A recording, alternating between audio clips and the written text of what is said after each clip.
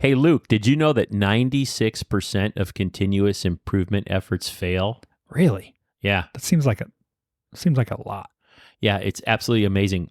If 96% of airplanes that took off crashed, would you ever fly? No way. Yeah. Yeah. So what does fail actually mean? Like, what's the failure in that? Sure. So when they do these studies, they come back with a definition of what failure means. And the studies I've seen, failure means 18 months later, there's just no visible presence, no visible sign of that continuous improvement effort in the workplace. Wow. Okay. 96%, that's a lot. Yeah, it's amazing. Why do they think 96% fail?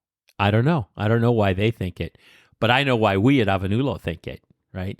We think that 96% of continuous improvement efforts fail because the leaders don't recognize, embrace, and address the 3 realms of excellence. There we go. I'm Luke. I'm Dave. This is the TPL Show.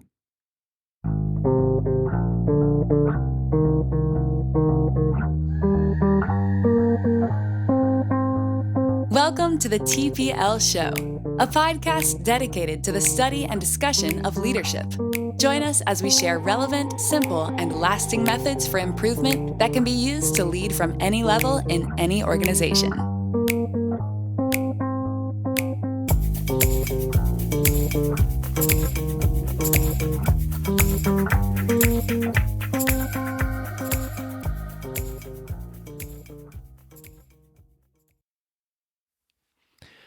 All right, everybody. Thanks for joining us today on the TPL Show. We've got a good one for you today. The 3 realms of excellence. Yeah. Let's stick with our what, why, how format. Okay, good. Always a good way to go. So let's talk about what are the 3 realms of operational excellence. Yeah, right? Let's cover those. They are leadership aspirations that, when pursued, prepare and preserve an organization's ability to achieve excellence. Mm-hmm. The 3 realms of operational excellence, or OPEX, describe a condition of being that, at first, an organization strives to achieve, and then later to maintain, so that its pursuit of a noble purpose and the fulfillment of its vision are both conceivable and possible. The 3 realms of OPEX provide an organization with the platform and strategic blueprint needed to implement a learning organization and achieve excellence. Yeah, for sure. And so we should just cover them. We'll just name them briefly, right? Now we can get into the why. They are enterprise evenness, organizational evenness, which is also known as local evenness, right? And then Kaizen at the point of value. Right? So those are the 3 realms of excellence. Got it. Okay, so let's talk about the why. And as we've been doing the last few episodes, let's cover 3 aspects of why: the rational reason, the emotional reason, and the tangible reason. So the first aspect of why, the rational reason, is that recognizing the 3 realms and pursuing them in order is the only approach that results in a healthy, sustainable focus on excellence. So this idea that 96% of continuous improvement efforts fail, when they don't take this idea of the 3 realms, this concept of the 3 realms into account, consider them, and then work on them in proper order, they don't have the appropriate foundation for maturing, optimizing, and sustaining a continuous improvement method. So that's the first one.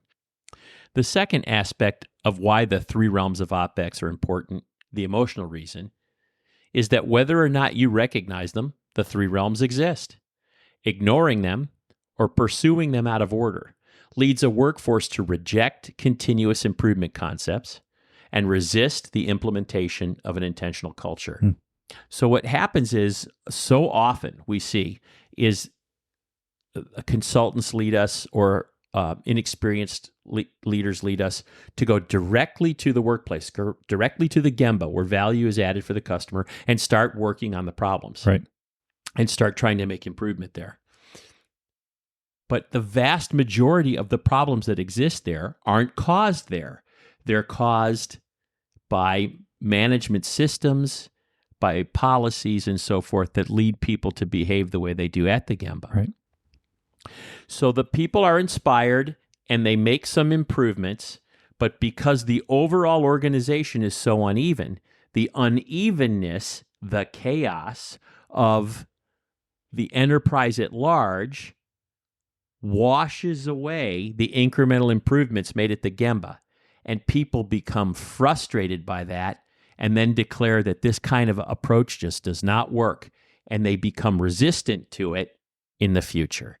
So if you want to use this kind of approach, which is very, very effective, it needs to be set up properly, and it has to begin with you as leaders working to create a sufficient level of evenness before people can implement these types of systems.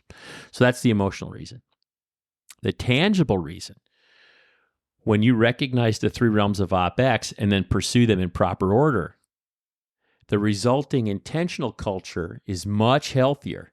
It delivers far greater results, and it's much more resilient and sustainable, much more rigorous.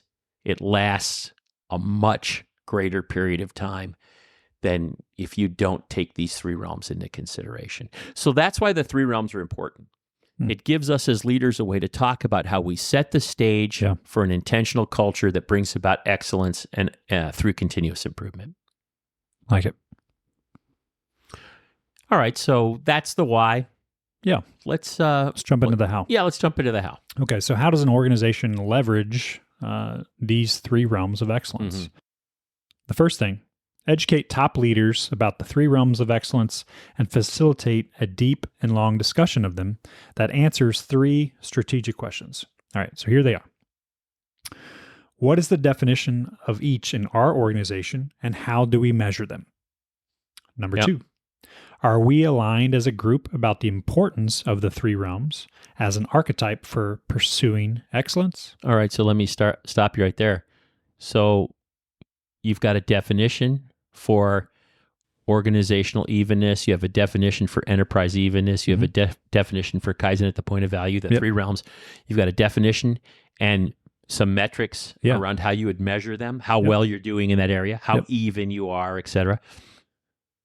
And now you go through the process of answering this second question. Are you aligned? What happens if you're not aligned? Well, in this instance, it's going to be, well, I guess it could be any instance, but you're going to struggle to achieve the goal that you've set. Like everybody's going to be going in different directions based on their own definitions and opinions. Yeah, sure. I mean, it's pretty academic, right? Yeah. These questions sometimes become kind of on autopilot and bullet pointy, but you simply have to be aligned about these three realms in your organization to act on them. And this lack of alignment is another sub-cause for why continuous improvement initiatives fail. Because some of this people get intuitively. Sure. We got to support it. We got to set the stage, and and if you're not aligned, if you're not all reading from the same book, so to speak, then that resulting misalignment dooms the initiative to failure from the beginning. So it's very important that this second question be honestly and earnestly answered. Right? Yeah. Well, I think it's important that all three of these questions are answered honestly, right? Sure. But absolutely specific emphasis, I should say, on that second one. Yeah. Right. Okay, number 3. What is the current condition of each realm? What will we do next to progress in each realm? And when will we achieve sufficient evenness to implement an intentional culture? Yeah, that's important to know. So those are the 3 strategic questions that go with education for management, leadership, around the 3 realms of excellence. Okay. So the first how-to is just, you got to kind of understand this as a leadership team. Educate, understand. And translate it to what it means in your organization. Correct. Figure out how you can apply it to your organization. Set some set some goals, Mhm. set some priorities, and then move to step number 2. Okay. So the second step is to develop a plan with milestones and metrics for achieving your aspiration in each of the 3 realms. So we have as these 3 realms, just to mention them again, enterprise evenness, organizational evenness, and Kaizen at the point of value. Okay. The first one we work on is organizational or local evenness. We become as even as we possibly can organizationally. Then we start working on enterprise evenness. The reason for this is that organizational evenness frees up our people, mostly middle managers, to think, plan, and lead. And when they're freed up to think, plan, and lead, then they can take that savings in time and apply it to increasing or improving enterprise level evenness. So that's why we begin there, right? So we develop a plan with milestones and metrics for achieving the aspirations we have in each realm, and some things that we do in order to help us then in that arena. We implement some type of system for streamlining meetings, because meetings are the biggest opportunity for saving time or getting time back to think, plan, and lead. So go ahead. Sorry. To interpret that as a lot of meetings are a waste of time. They are, or at least they're sub-optimized. Maybe they don't need to exist at all. Maybe they take too long, right? Maybe they don't generate an effective outcome. But the average manager in business spends 25 hours a week in meetings. You can get that down with some thought to under 10. Yeah. And that amount of time saved is fantastic. Phenomenal. If you can apply it then to thinking, planning, and leading. Apply it to other areas. And apply it to improvement in the business. So, we have an excellent process for that. I'm a firm believer that our process is the best in the world. It's the 1440 management system. We call it that because there's 1,440 minutes in a day, and we're going to use them all productively, including time to rest. And that system takes the typical 45-minute to 75-minute daily operations meeting down to 6 to 8 minutes and triples its effectiveness. So just imagine all that time given back. The average number of participants in one of those meetings is 12. It's fantastic. It's truly remarkable, and it's a fantastic product. I've been involved in many implementations of it. A lot of our clients still use that today. Yeah, sure. Religiously. Once they switch to that, they're it's hard to get them to walk away from it. It's hard to get away from it because. But there are other systems. There's other systems. There's Scrum. There's Agile. There are other systems, and those are effective as well in their own way. Right? But you just have to do something. To take advantage of that huge waste of time. Right. Yeah, that's a big one. So the other thing to do during this step, this how-to, is to reduce your gap of knowledge, or as we call it, the GOK, your gap of knowledge, by implementing Genchi Genbutsu. This is what everyone refers to as Gemba walks. But Gemba walks is highly misunderstood and highly abused in today's working world. We're recommending the true Genchi Genbutsu as conceived and designed by Taichi Ono to go there, ask why, and show respect, and to use the definition of respect that we subscribe to, which is to acknowledge the profound understanding that people have at the Gemba and to act upon it. And a quick plug for our previous episode. Oh, sure. Gemba walks. Yeah. Go listen to that. Listen to that one. That's listen a great to one. our episode on Gemba walks. I think you'll get a lot of value from it. Also, use value stream maps and Kanbans. So value stream maps to come to commonality of agreement about the process and start to put in the key performance and evenness metrics at each major step along the value stream, and Kanbans to let you see where flow is. So these are very, very easy to use, very basic tools. You can learn them. You can learn how to value stream map in a couple of hours. You can learn how to do Kanban in 90 minutes, and then start to apply that to your process and see what the flow is and where the flow is uneven. All right. So get that going in your organization. So that's the second step. Develop, plan with milestones and metrics, put these 3 enabling tools in, some type of management system that streamlines managements, reducing your gap of knowledge with Gemba walks, and using value stream maps and Kanbans to map the process and understand flow. All right, so let's talk about number 3. Optimize your organizational local evenness by freeing up your key players to think, plan, and lead. So think, plan, and lead is TPL. And we just mentioned this briefly, talking about the previous point. But here are 3 different ways to do that, right? First one is to eliminate and streamline non-value-added uses of leadership time.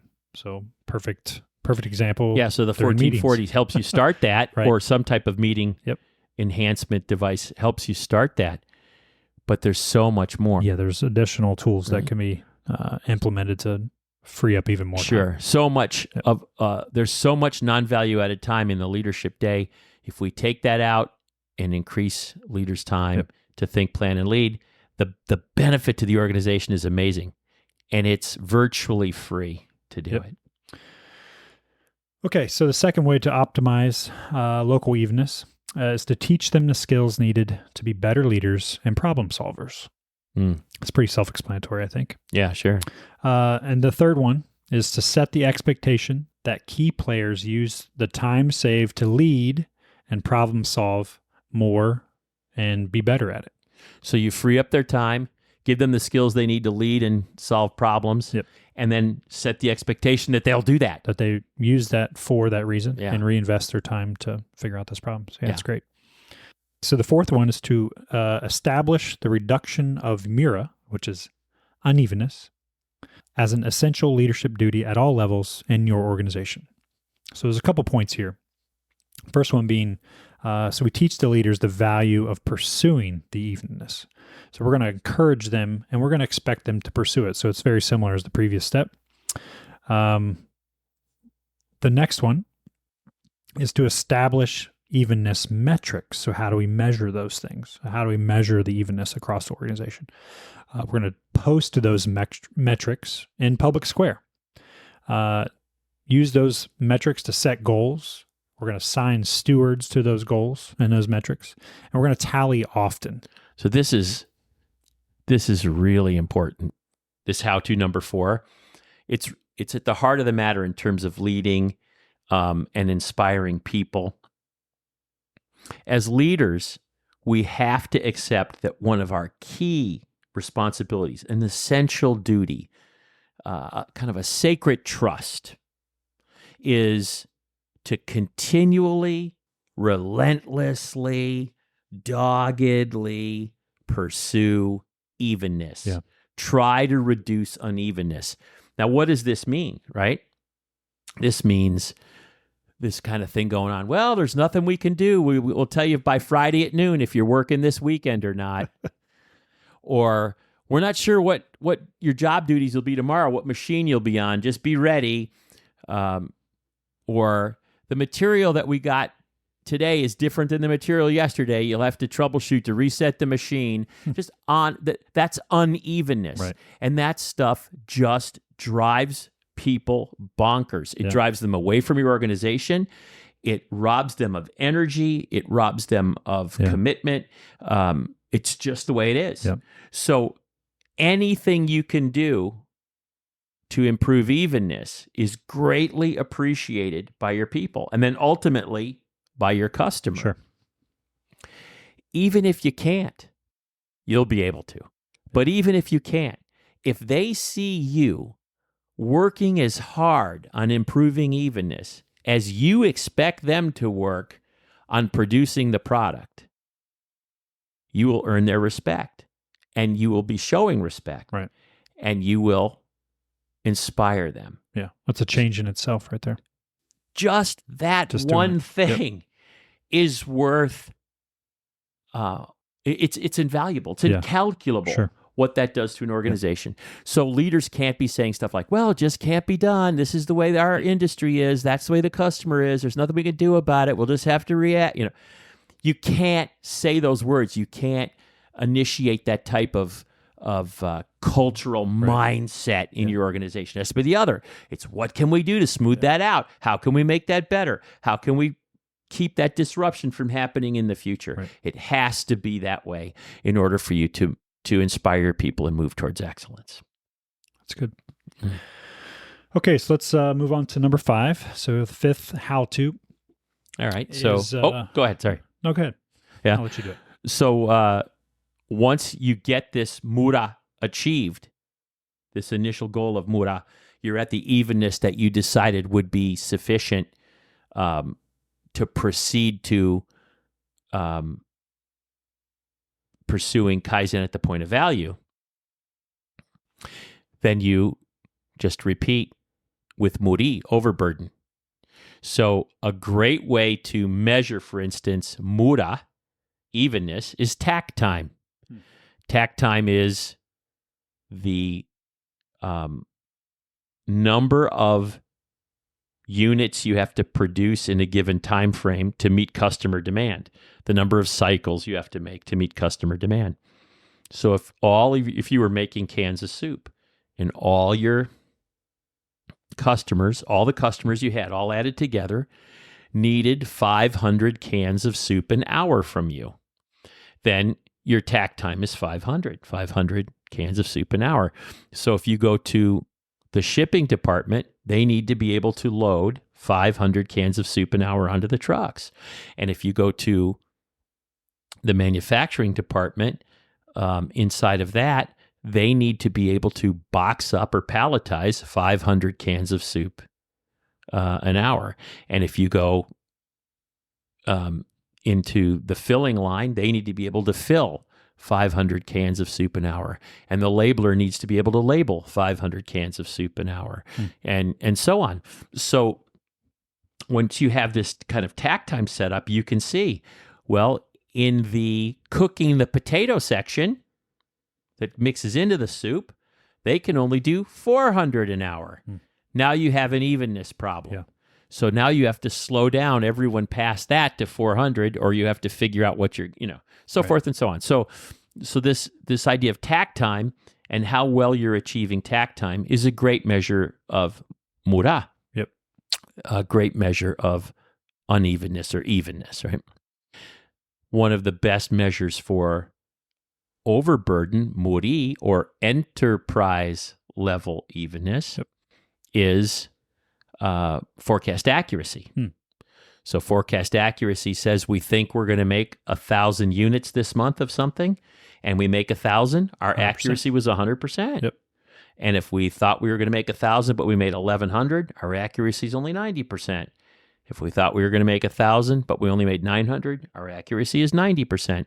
So what we've learned from our experience is that once your forecast accuracy is about 75%, okay, you're sufficiently even to implement Kaizen at the point of value.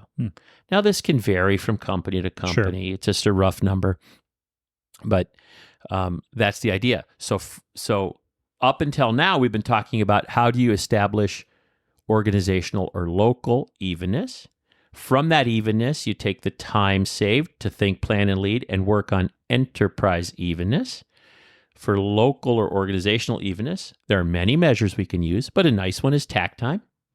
And for enterprise level evenness, there are several measures we can use, but a nice one is forecast accuracy. So the steps you went through to get organizational evenness to the point that you wanted it to be, you simply repeat those steps to get enterprise level evenness to the place that you want it to be. Yeah. All right, so how-to number 6.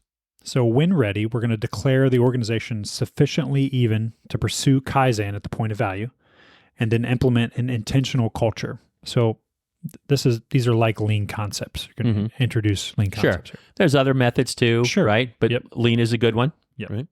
Okay. All right, so 3 things that we're going to do. These are in order, right? So the first thing we're going to do is we're going to optimize the workplace infrastructure. So this is like zoning, 5S, and the like. So we get the kind of the physicality of the workplace in order. Right. Okay.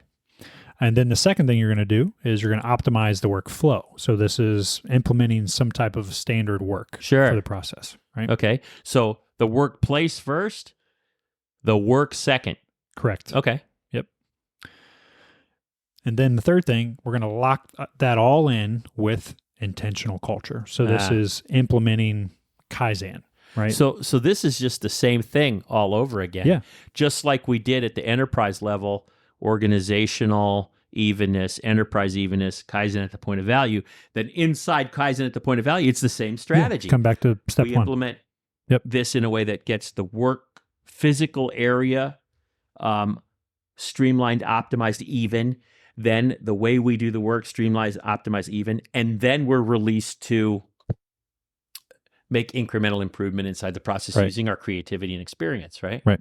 Okay. So it's really just keep using the same approach. We might use lean, we might use agile, we might use theory of constraints, but it's the same concept over and over again of getting the base of the thing even, and then the working mechanisms inside the thing even, and then with creativity and experience optimizing. Yep. That's it. Okay. Got it. That brings in step number 7 of the how-to. All right. So step 7 is rinse and repeat. Rinse and repeat.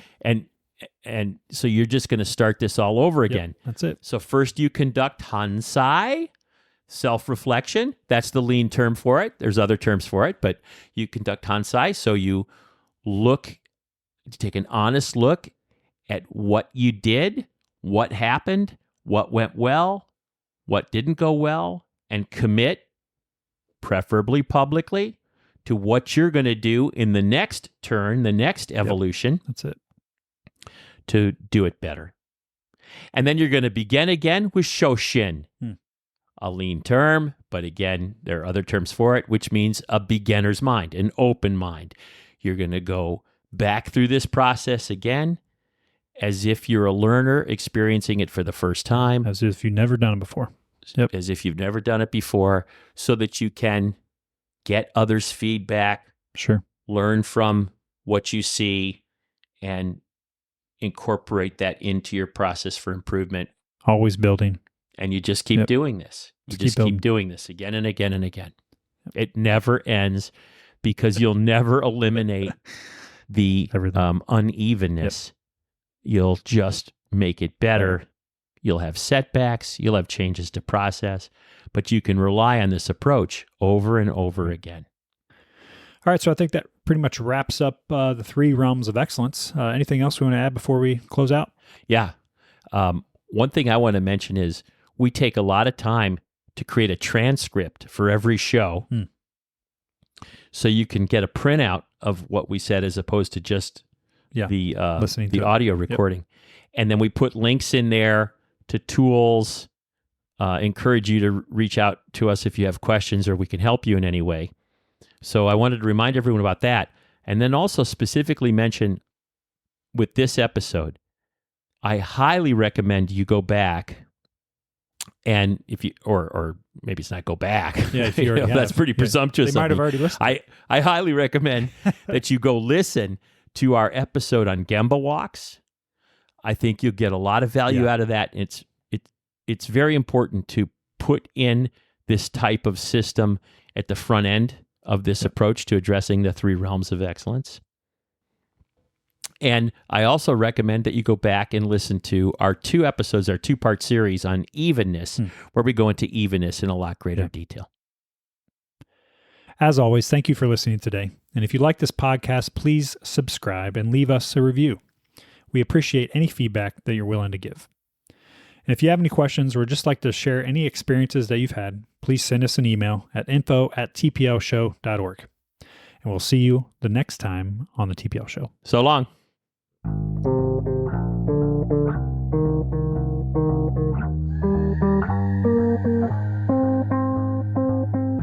Thank you for listening to the TPL Show. We hope you'll apply what you learned today and tell us how it went.